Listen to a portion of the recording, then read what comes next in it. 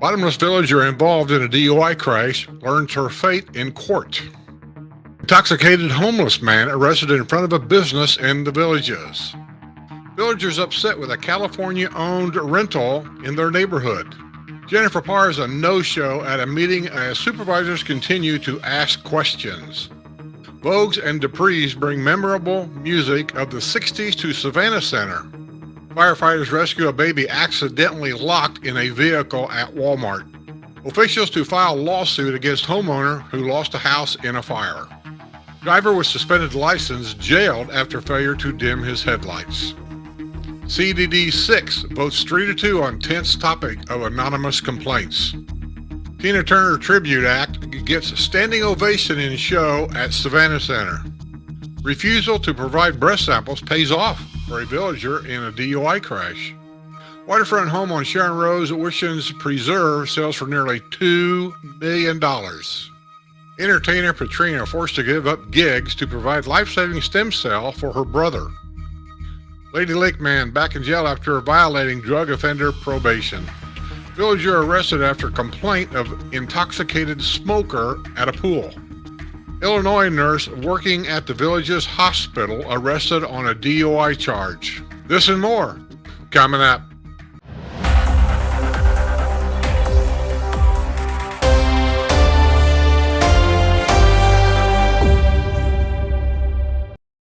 Villagers are upset about a California-owned rental in their neighborhood. The property is located at 527 Wheelock Street in the village of Osceola Hills. An elderly homeowner sold the home to be closer to family. A resident of Santa Barbara, California, purchased a home in June for $799,000. The property is now being rented out like a motel, according to the neighbors who appealed for help Thursday before the Community Development District 7 Board of Supervisors who met at Seabreeze Recreation Center. Now the neighbors are enduring loud music late at night, oversized vehicles and boats in the driveway, and fishing in a non-fishing pond. The home is located on the retention basin. We don't know who these people are who are staying there, said Patricia Rogowitz. One night I looked out and saw a man behind my house. Neighbors said the rentals have been extremely short-term, normally only a few days. The homeowners said they never dreamed this could happen in their neighborhood. Had this been made known to us in 2019 when we purchased our home, we would not have purchased here, Rogowitz told the supervisor. Supervisor Steve Bova said, this is a matter that falls under the developer's control. You need to go to the developer to get it changed. Unfortunately, our hands are tied, he said. They always are. These excuses should start sounding familiar to you.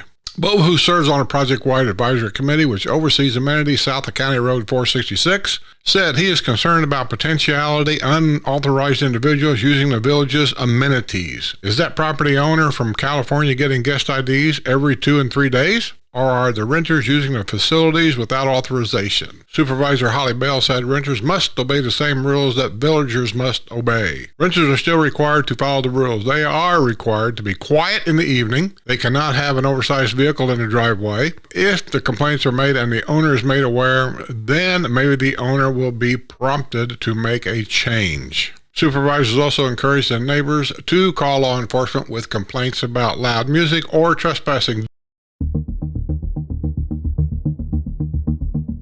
The head of properties of the Villages was a no-show at Thursday's Community Development District 7 meeting, but supervisors are continuing to ask why non-compliant homes are being sold in Florida's friendliest hometown. Jennifer Parr had been invited to come before the CDD 7 board, but the invitation evidently was ignored. Board Chairman Jerry Vicente said, homes with deed compliance violations are being purchased by buyers who are completely unaware of the violation. It was declared the #1 problem in the Villages at a district-wide meeting earlier this year. When you buy a home, you think you are in compliance. If they're watching my YouTube channel, which obviously most people don't, they would know better than this. I preach about it all the time.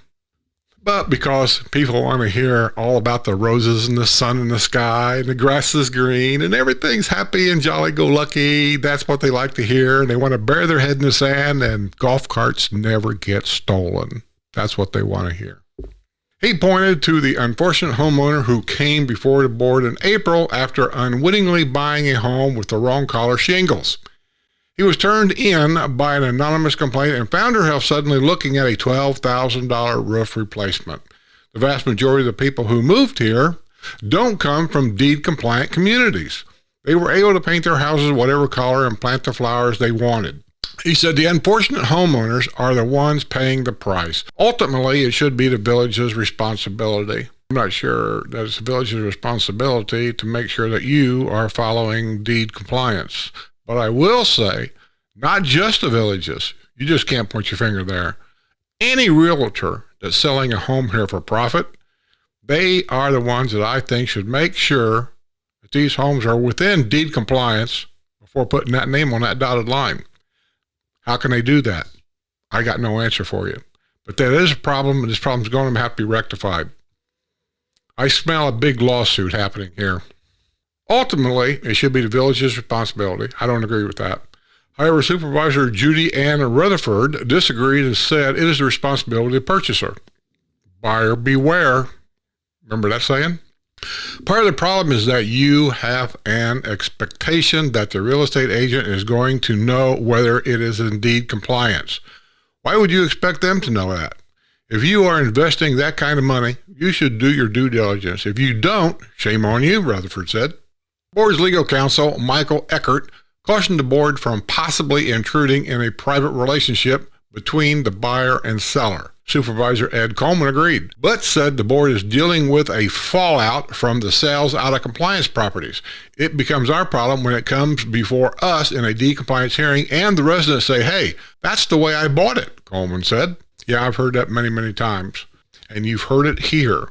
Those of you that follow my channel, you've heard it here time and time and time again. I've said it many different ways, but I've also said, I see a business opportunity here for somebody that's young enough to do this. I'm too old to start it, but I can smell a business opportunity here. Reports on the death of 60s music in the villages have been greatly exaggerated. On Thursday evening, a couple of 80s bands, the Spasmatics and Fancy Reagan, played the town squares to the village's ever-growing younger demographic. But a couple of acts from the 60s, Groove Yard, also performed nearly 2 shows and packed houses in Savannah Center. The Vogues and the Duprees will never be confused with Michael Jackson or Bruce Springsteen. But the music of those 60s groups still matters. We're here to back the time and memories of the 60s, said Tommy Patilla, lead singer of the Duprees. So sit back, relax, and enjoy these songs and these memories. Rocky and the Rollers were also on the bill. And Gary Rocky Cedar set the tone for the night when he said it would be filled with 60s romantic tunes. Blue-Eyed Soul Man Steve Santo fronts the Rollers and tuned up hot power on such numbers as The Love I Lost and Always and Forever. Santo really hit his stride covering Mel Carter's Hold Me, Thrill Me, Kiss Me. The Vogues came out rocking with their 60s anthem, 5 O'Clock World.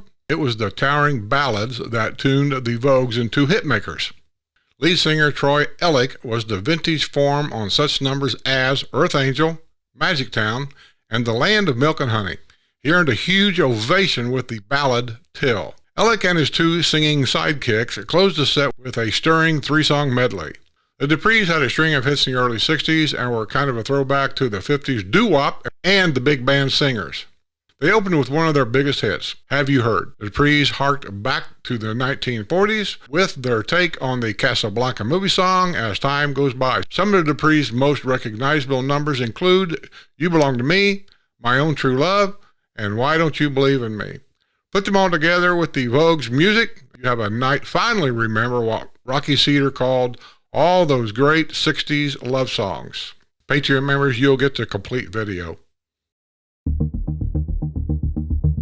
Firefighters rescued a baby accidentally locked in a vehicle at Walmart at Buffalo Ridge Plaza in the Villages. The Villages Public Safety Department responded at about 10 a.m. Thursday to the store's parking lot after a call was placed to 911. The mother got out of her car, closed the door behind her, and went around to get the baby out of the vehicle, at which time she realized she had locked the door. Engine 40 and Battalion 42 responded to the scene and were able to unlock the door and reunite the mother with her baby, said Fire Chief Brian Twiss. The child was fine and did not need medical assistance. Sumter County Sheriff's Office also responded to the scene. I bet Mom was freaking out.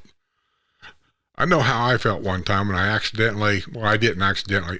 I had my little dog with me on the farm, went up to the elevator, never thought about it. And the dog wanted to look out. He stepped on the lock button. The key was in the ignition of my pickup truck, and he locked me out. If things happen. Officials have decided to file a lawsuit against the homeowner who lost his house to a fire in 2022. Community Development District 9 supervisors on Thursday agreed to move ahead with the lawsuit against the owner of a home at 3000 Luraville Road in the village of Gilcrest. Supervisors believe that the homeowner drug his feet and took advantage of their compassion. Promises were made about the reconstruction of the home, but those promises were not kept. Supervisors said the neighbors put up with the eyesore much longer than necessary. The reconstructed home is nearly complete, but supervisors said that they felt the need to keep up the pressure. Meanwhile, residents of the village of Charlotte attended Thursday's board meeting hoping for an update on a burned-out home at 3311 Mayflower Loop. Fire gutted the home on July 5. However, supervisors said they were not in a position to discuss that case.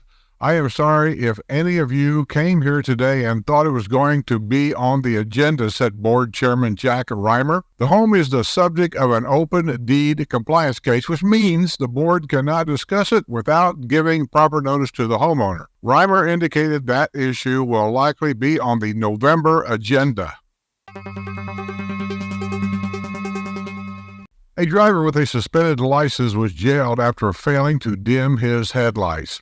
Round here at night, I got to tell you, a lot of people that can't see at night drive with their brights on, and with these new updated lights that they got in cars nowadays, it totally blinds you. You can't even see where you're going.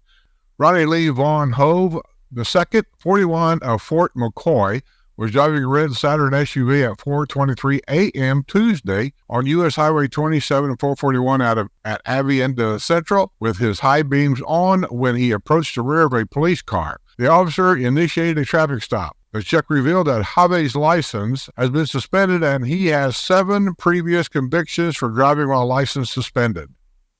7. Stop playing games with these guys. He was arrested on a felony charge of driving while license suspended and booked at the Lake County Jail. He was issued a warning for failure to dim headlights. He was released after posting a $2,000 bond. A dead couple's property, which is now in probate, has become a deed compliance problem in the villages. The Community Development District 5 Board of Supervisors held a public hearing Friday morning regarding the property at 2463 Utica Way in the Swainwood Villas in the village of Lynn Haven. The property was owned by Larry and Denise Allen, who are now deceased according to community standards. A complaint was lodged with community standards on July 25 regarding overgrown landscaping. Community Standards spoke to the son of the owner, and he provided the name of the personal representative of the probate. That person said the property would be maintained once the case goes before a judge. The property was inspected this week, and while the grass and shrubbery had been maintained, the weeds were still there according to community standards. If you don't maintain a property, they will do it for you, and you will get a bill, or they'll attach it to your property. A board granted 7 days for the property to be brought into compliance. If not, the district will maintain the property at a cost of $250 each time they do it.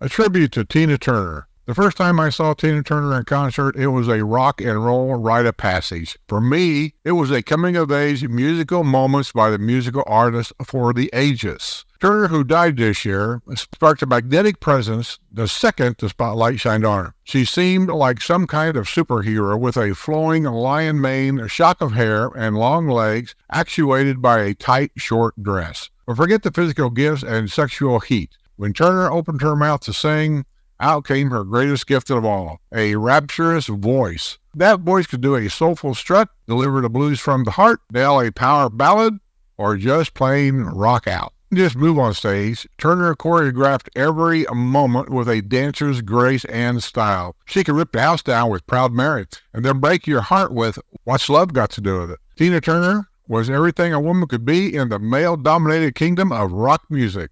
Her memory endures, and on Friday, a huge crowd at Savannah Center came to see Hot Legs, a tribute to Tina Turner. A singer who bills herself as Lyrical Rain played the role of Tina Turner. Like the famed singer, Rain is blessed with boundless energy and stunning voice and strong body. On stage, Rain could hardly stand still. The singer wore a short, tight silver metallic dress that seemed to explode with light every time she threw herself into a song. At one point, while singing You Better Be Good to Me, Rain took off what seemed like a cross-country run across the Savannah Center auditorium. She made it from the first row in front of the stage to the last row in the balcony. The crowd loved it. Miss Turner always had her way of doing a song. While no tribute artist's voice could match Tina Turner, Rain, backed by a superb band, held her own.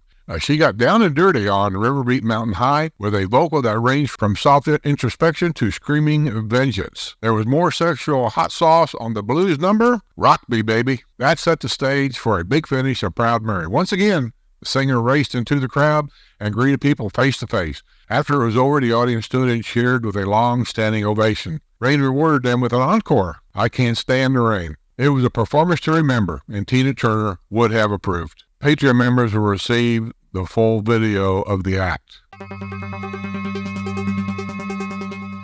A homeowner Villages has been ordered to bring landscaping into compliance. The home located at 497 Belleau Loop in the village of Amelia and owned by Douglas Doreen Champagne. The home's out-of-compliance landscaping was the subject of a public hearing Friday morning before the Community Development District 6 Board of Supervisors. A complaint was received June 26 by Community Standards, alleging that the home had landscaping located in the road right-of-way. The following day, the violation was verified by Community Standards. During the investigation, it was determined that the Champagnes never obtained permission for the landscaping from Architectural Review Committee. The Champagnes submitted 3 retroactive applications to the ARC. The most recent application was approved this past Wednesday by the ARC. The board agreed to give the homeowner 45 days to complete the project. If the project is not completed, fines will be imposed. When it comes to your things being planted or something's in the road right away, that usually comes from utility people. Another waterfront home facing Sharon Rose Weishen's Preserve has nearly doubled the original sales price from 2016, selling for almost $2 million. Located at 3472 Conservation Trail in the village of Pine Hills, the 4-bedroom, 4-bathroom home sold for $1.9 million on October the 12th, according to the Realtor.com. According to Lake County Property Records, the 3,817 square foot home was built in 2017 and was sold brand new for $963,500.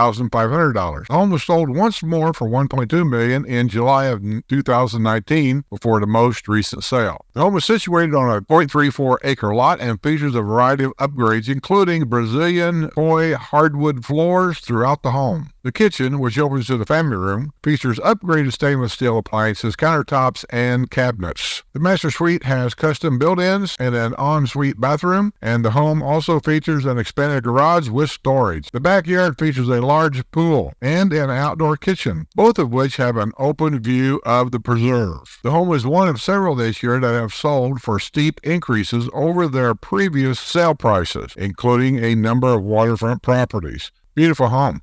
Congratulations on the profit.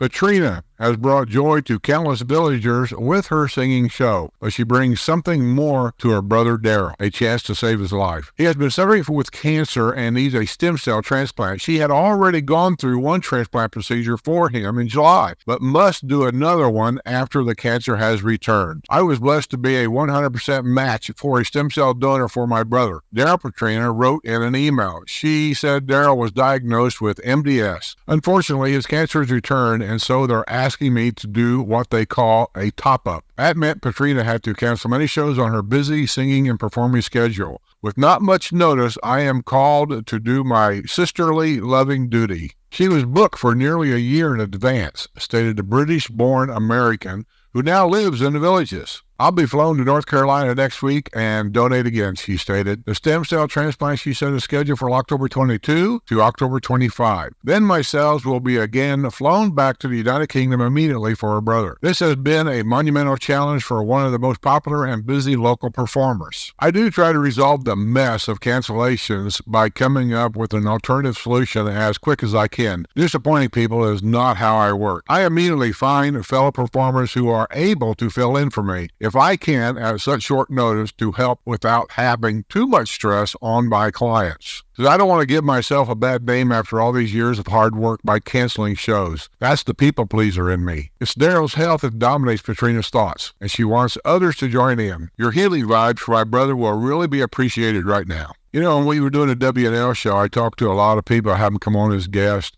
I've had Scooter, Chief of Police. I don't even know how many.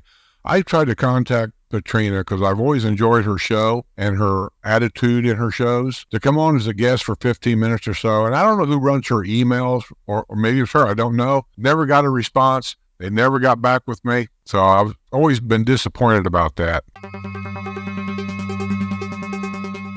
A villager's refusal to provide a breath sample during a drunk driving investigation paid off when she went to court. Kimberly Ann Cross, 67, who lives at Creekside Landing, this past week in Sumter County wanted a reduction from a charge of driving under the influence to a less charge of reckless driving. She'll lose her driver's license for 6 months, has been placed on probation for 1 year, and has been ordered to perform 50 hours of community service. A ticket she had received for careless driving was also dismissed. Cross crashed her green Fiat at about 9 p.m. August 22 in the roundabout at Bailey Trail and Buena Vista Boulevard, according to the arrest report. Her vehicle struck a light pole in the roundabout. A deputy noticed that Cross had an unsteady walk. The deputy could also smell alcohol on the Albany, New York native. Cross initially said she would provide breath samples, but then said she needed to speak to someone before doing so. Ultimately, she did not provide a breath sample. And as I've stated before, I know some of you are going to argue with me about this, you do not have to provide evidence against yourself. 2 separate slip-and-fall lawsuits filed by local residents against different Publix locations in the villages were dismissed in Sumter County Court recently. Both cases were filed in the 5th Judicial Circuit Court of Sumter County in March, and both are dismissed this month according to court records. In the first case, Charlotte Alcoot, who lives in the village of Hemingway, claimed that she was visiting the Publix at Lake Deaton on or about May 12, 2022. During her visit, Alcoot alleged that a Publix employee grabbed a shopping cart that she was still holding, causing her to sustain severe injuries. Over the course of several months, attorneys representing Publix Supermarkets Incorporated, which is the corporation behind the grocery chain, filed a series of answers to interrogatees and responded to requests for production. Throughout their filings, the business maintained that any alleged injuries or negligence lied solely with Alcoot. On October 2, attorneys representing Alcoot filed a notice of voluntary dismissal, and the case was closed.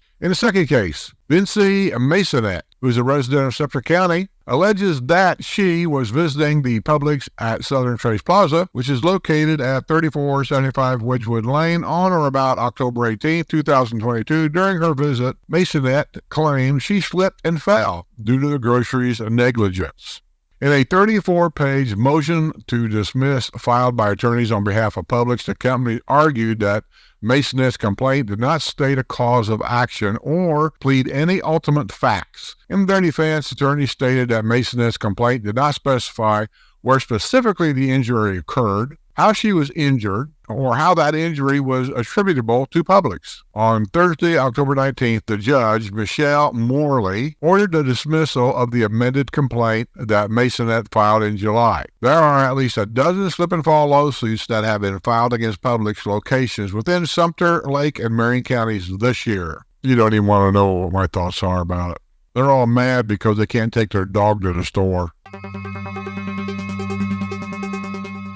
A sex offender convicted of taking indecent liberties with a child has moved into a villa in the villages. John Michael Payne, 80, this past week registered a permanent address at 709 Valida Lane in Villa Valdez, according to the Florida Department of Law Enforcement. He was convicted in 2005 in Fairfax, Virginia. Payne has registered vehicles, including a 2005 gray Ford truck with tag number RAZ7R, a 2005 Road King vehicle trailer with license plate number BO12JY, and a 2003 Carries travel trailer with tax number RAZOT. Since his conviction, he has also resided in Maine. A villager was arrested after an altercation with a police officer responding to a complaint of an intoxicated smoker at a pool. You can't smoke at any of the swimming pools, in case you guys don't know that. You also can't take any drinks in a glass. I mean, that's a glass bottle or a glass, for obvious reasons, right? You break it barefooted around a pool, you could cut somebody. You just can't do it. Officers responded shortly before 6 p.m. Saturday to the pool in the village of DeLuna, where they found 64-year-old Lyle Thomas Parrott of 4529 Benjamin Place, who was belligerent and using profanities according to the arrest report. He was extremely intoxicated and slurring in his speech. Parrott, a former used car dealer in Traverse City, Michigan, was identified by his village's ID, which was found on the table near the pool. He demanded a return of his ID when he saw the officer looking at it and then writing his name in a notebook. "Give me that goddamn ID back," Parrott said. "I'm just reading you the report, sorry." He made a fist and took a swing at that officer. A second officer was able to catch Parrott's arm before he landed the punch. Parrott continued to call the officers vulgar names, including white trash and crooked cops. Parrott's wife was also at the pool, and when officers placed Parrott in the back seat of the squad car, he ordered his wife to run. How'd she get involved in all this? And why is she running? Parrott was arrested on a charge of simple assault on a law enforcement officer. He was booked to Sumter County Detention Center and released after posting a $500 bond.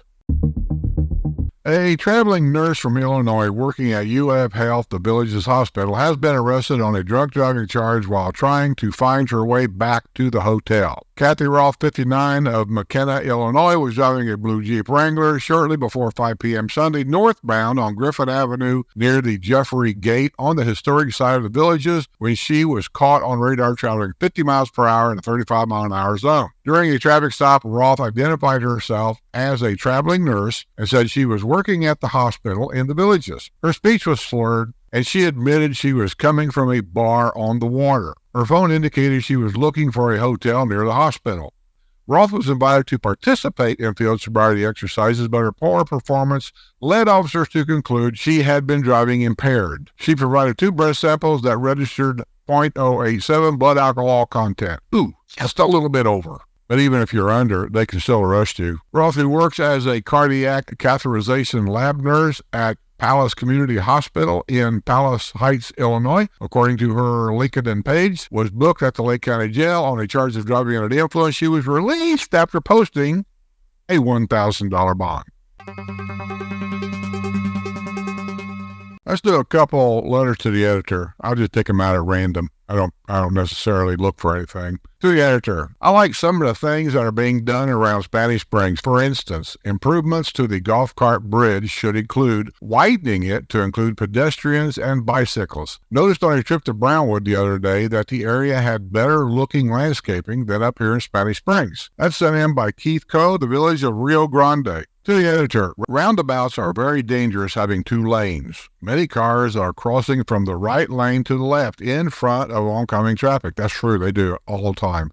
It takes much brains to come to the conclusion that reducing all the roundabouts to 1 lane will improve the flow of the traffic and will cut the amount of accidents at roundabout. That's sent in by Erica Yeager, village of Fernandina. Well, I see 2 problems with that. One is there are already 2 lanes. It would cost a tremendous amount of money to tear 1 lane out. 2 is cut down to 1 lane. These are public roads. You remember that. How's a semi going to get around it? He's 80, 90 feet long. He needs a little bit of room to move. Well, that being said, I think that's going to be the news this week. I hope you enjoyed it. Give me a thumbs up. Come to next Wednesday's Port Sutton. We always enjoy Port Sutton. If you've never been there, Port Sutton's live. It starts at noon-ish. Might be a few minutes late, a few minutes early. I don't have an exact time. And you can talk to me and Sue. Ask us anything you want. You can also make friends with everybody that's on the chat. We have many, many stars on that chat. They're all over the country. Some of them are all over the world. We got them in England. We got them in Costa Rica. We had somebody from Denmark on there. So, yeah, come and enjoy. talk to anybody you want. And then, of course, next Friday will be the news. That being said, as always, don't leave your keys in the North Court.